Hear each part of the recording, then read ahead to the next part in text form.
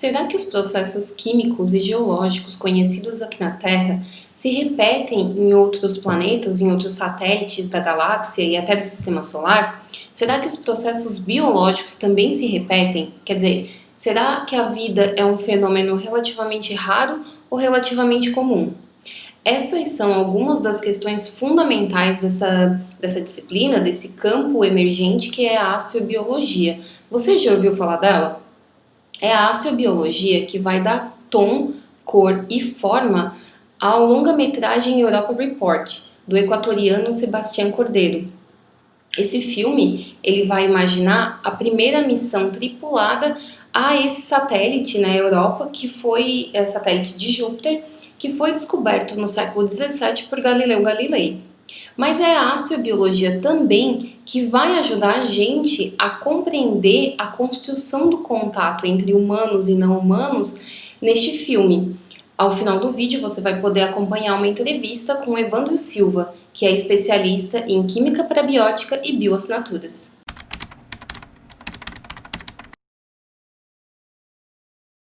Europa Report é um filme de 2013 que foi gravado no estilo found footage, ou seja, gravação encontrada ou gravação recuperada, um estilo e um formato que foi popularizado por filmes como Bruxa de Blair e Cloverfield. Isso significa que basicamente a gente vai acompanhar duas linhas narrativas, a da missão espacial, né, que vai estar viajando para a Europa, que chama Europa One, e o pessoal, a equipe de controle que fica aqui na Terra monitorando tudo aqui da Terra. E aí o que acontece é que depois de 6 meses, uma tempestade solar particularmente forte atinge a espaçonave e acaba afetando alguns de seus sistemas e cortando toda a comunicação que as duas equipes têm uma com a outra. E aí, somente quando as gravações são recuperadas, mais ou menos 2 anos, aproximadamente 2 anos depois, é que o pessoal aqui da Terra vai ficar sabendo o que aconteceu com a missão Europa One e com a sua tripulação. Então, o que a gente vai ver, na verdade, é uma recontagem, né? um relato visual dos eventos a partir das gravações que são então recuperadas. Europa One é a primeira missão tripulada a se aventurar pelos confins do sistema solar em busca de sinais de vida extraterrestre. O destino escolhido é justamente o satélite que dá nome ao filme, Europa, a menor das 4 luas de Júpiter que foram descobertas por Galileu.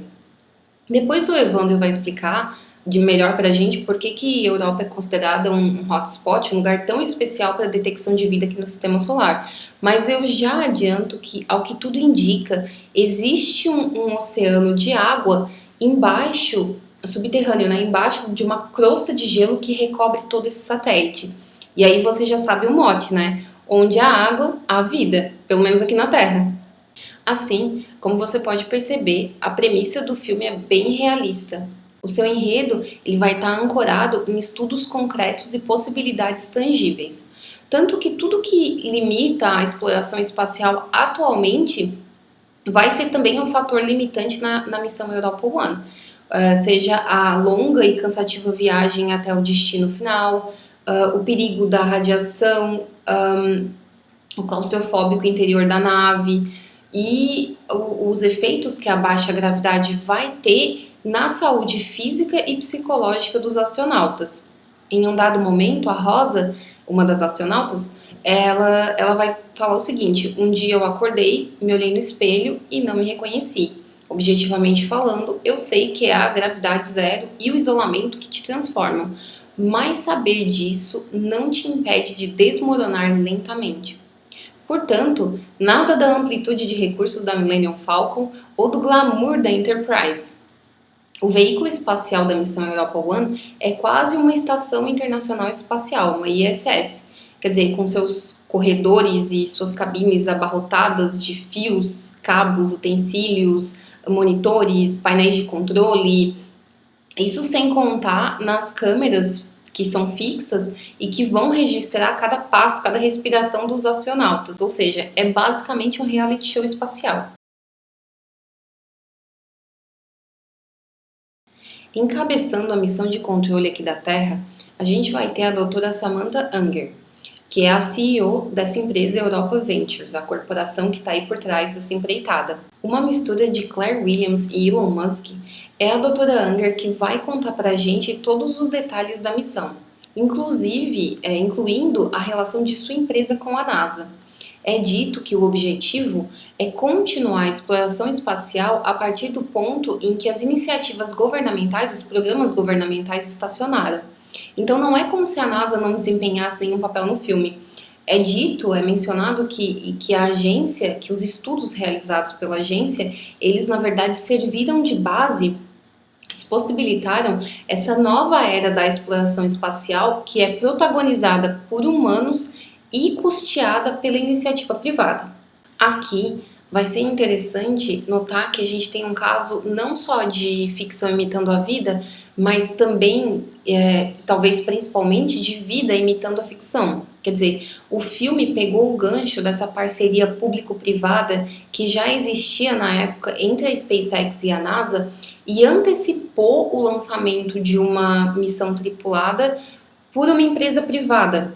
Quer dizer, que se concretizou agora no mundo real, em 2020, agora em maio de 2020, com o lançamento da Crew Dragon.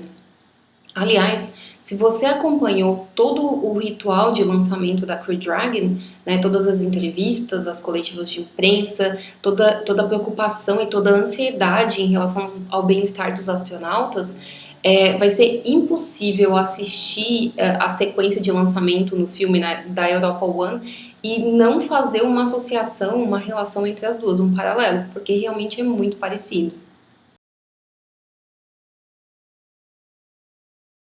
Para além dos paralelos com a SpaceX de Elon Musk, a sequência de lançamento da missão Europa One vai nos contar um pouquinho a respeito dos 6 astronautas que compõem a tripulação, que são os engenheiros James e Andrei, os pilotos Rose e William e os cientistas Daniel e Katia, que são, na verdade, astrobiólogos, astrobiólogos não declarados. Quer dizer, essa palavra nunca é mencionada no filme, mas é esse o papel que eles de fato desempenham. Curiosamente, o James ele é interpretado pelo ator Sharlto Copley, que protagonizou Distrito 9, filme que também retrata o contato entre humanos e extraterrestres, porém com um viés muito diferente de Europa Report. O James ele vai ser escolhido pela Europa Ventures e pela doutora Samantha Unger, porque assim como os outros 5 astronautas, ele é considerado uma referência em sua área. E ele vai ser o único que em seu discurso de despedida e quando ele vai falar das motivações que o levaram a aceitar o convite e a se juntar à missão, é o único que vai fazer um aceno aos astronautas e aos visionários do passado, mencionando o quão importante a gente continuar o legado científico dessas pessoas. Contudo, 6 meses depois, já milhões e milhões aí de quilômetros de distância da Terra, o James é o que mais vai sofrer com essa distância, né, e com saudades de casa. E aí, a sua trajetória individual ela vai atingir o apogeu quando a tempestade solar que a gente mencionou lá no início do vídeo atinge a espaçonave e corta a comunicação com a Terra, que é um contratempo que vai obrigá-lo, juntamente com o Andrei, o outro engenheiro, a performar um EVA, ou seja, uma atividade extraveicular. E aí as coisas acabam tomando um rumo inesperado e o James ele vai ser impedido de voltar para a nave. E nesse momento, que é tão trágico ao mesmo tempo em que é contemplativo, porque a gente acompanha tudo pelo ponto de vista do James, o espectador ele vai ser lembrado da impotência, da insignificância humana frente à vastidão do desconhecido. O que ao mesmo tempo vai servir para enfatizar o pioneirismo de uma missão assim, quer dizer, de enviar uma missão tripulada para os confins do espaço em busca de uma resposta, né, para essa questão de estarmos sozinhos ou não.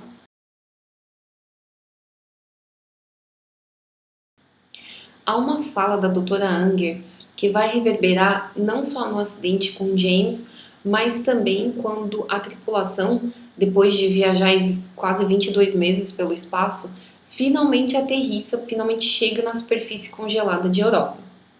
Ela vai dizer o seguinte: por mais que você tente se preparar para tudo, tente se precaver, sempre haverá um elemento desconhecido. Bom, Por conta de algumas turbulências no momento da descida, a cápsula acaba aterrissando a 100 metros de distância da zona de pouso original, do local pré-demarcado.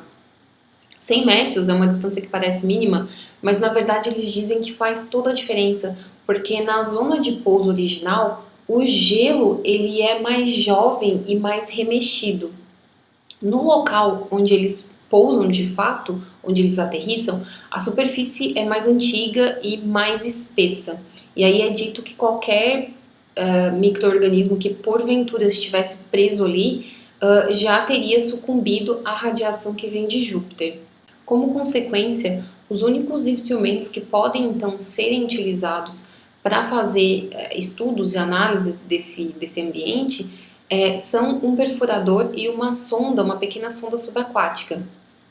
Tão logo a perfuração da crosta de gelo inicia, uma série de tremores e interferências eletromagnéticas atingem a cápsula, deixando todos os astronautas, né, em estado de alerta, especialmente o Andrei, que avista fora da cápsula um tipo de luz que se move, sem contudo poder provar para os outros astronautas o que está dizendo. E aí quando a perfuração é de fato feita, quando os 3 quilômetros de gelo são vencidos pelo perfurador, a pequena cápsula subaquática chega então ao oceano, faz contato com esse oceano, é com um misto de entusiasmo e apreensão que os nossos astronautas vão começar então a fazer os primeiros estudos, as primeiras análises desse mundo até então desconhecido. Movimentos tectônicos, elementos químicos conhecidos, fontes termais, todos os processos que são identificados em Europa são similares, são equivalentes aos que a gente tem aqui na Terra. Mas peraí, e quanto aos processos biológicos, que afinal de contas é o principal motivo, né, que levou essa equipe para essa lua de Júpiter? Ao colher as primeiras amostras desse oceano, a sonda ela é subitamente atingida por algo e desabilitada. E aí os astronautas vão ter que lançar mão do último recurso disponível para eles, que é enviar alguém até a zona de pouso original para coletar as amostras manualmente. Há um rápido debate e uma das astronautas, a Kátia, cuja especialidade é biologia marinha, recebe então carta branca da equipe para fazer o que você, espectador, deseja que algum deles faça desde o início, que é sair da cápsula e caminhar por aquela superfície congelada, né, sob o brilho majestoso de Júpiter, cuja presença no horizonte é cerca de 20 vezes maior do que a nossa Lua parece para a gente aqui na Terra. E aí, sem se deixar intimidar pelos constantes cliques do contador de radiação, uma Kátia claramente emocionada com a paisagem, com o entorno, né, por estar pisando naquele local pela primeira vez, ela consegue então obter uma amostra de um organismo. E o Daniel, que é o outro biólogo que fica na cápsula analisando tudo que ela envia, vai dizer que se trata de um organismo muito similar a uma alga marinha. Apesar de todo o desgaste emocional, neste momento, os 5 astronautas sobreviventes eles vão se permitir um momento de otimismo, de entusiasmo renovado, por descobrir que a gente não está sozinho nem no sistema solar. É certo que uma alga não representa aí uma entidade com a qual a gente possa estabelecer um diálogo ou alguma forma de comunicação, mas um contato com uma forma de vida inegavelmente alienígena foi estabelecido pela missão Europa One. Mas o organismo que parece uma alga não é a única coisa surpreendente que eles vão descobrir em Europa. Na zona de pouso original, onde o gelo é muito mais fino, a astrobióloga, então, ela vê uma mancha de bioluminescência que parece reagir a seus movimentos. Trata-se de um fenômeno muito parecido com o que o engenheiro Andrei tinha descrito alguns dias antes. E aí, confiando mais no entusiasmo da descoberta do que no instinto de autopreservação, a Kátia, então, ela acaba pisando num local instável e é sumariamente puxada para baixo por essa criatura que produz a bioluminescência. E assim como James, que se perde aí no espaço desconhecido, a astrobióloga se perde no oceano igualmente desconhecido de Europa. E aí, por meio da câmera, né, que é acoplada nesse traje de astronauta que ela está usando, os colegas que estão na cápsula, que permaneceram na cápsula, eles vão acompanhar impotentes a expressão de perplexidade que vai ficar petrificada no rosto dela à medida que ela vê, que ela enxerga pela primeira vez a criatura que produz a bioluminescência em toda a sua extensão. Tão enigmático quanto o canto da baleia aqui nos oceanos terrestres, esse Leviatã alienígena, que ainda não tem nome oficial, ele parece estar de alguma forma conectado às flutuações termais e aos tremores que a missão detecta desde sua chegada. As respostas que são obtidas então pela missão Europa One, elas vão inaugurar um novo paradigma científico aqui na Terra. Quer dizer, a confirmação objetiva, inquestionável, de que a vida terrestre não é a única forma de vida existente no universo. Mas eu acho que tão interessante quanto essa catarse é a ideia de posicionar um conhecimento objetivo, quer dizer, essa confirmação objetiva de que agora a gente sabe que outro tipo de vida existe, vida extraterrestre existe, como um resultado, como um efeito colateral de um processo que é também subjetivo e que perdura anos e acaba exigindo aí um nível de comprometimento, um nível de sacrifício que os envolvidos não necessariamente conhecem logo de saída. Então, aos meus olhos, além de conseguir retratar de forma tão realista uma missão espacial com um orçamento tão modesto, esse filme do Cordeiro, do Sebastião Cordeiro, ele tem mérito por retratar a construção de um conhecimento, de um fato científico, como um processo coletivo, colaborativo, acima de tudo colaborativo, árduo e que exige muito sacrifício. Bom, pessoal, essa é a minha leitura do filme e do enredo. Mas eu me pergunto o que a astrobiologia pensa disso tudo, como que ela se posiciona em relação a esse filme e aos fatores que ele traz. Isso tudo é o que a gente vai descobrir na entrevista com o Evandro Silva. É só clicar aqui no card e pular para o próximo vídeo.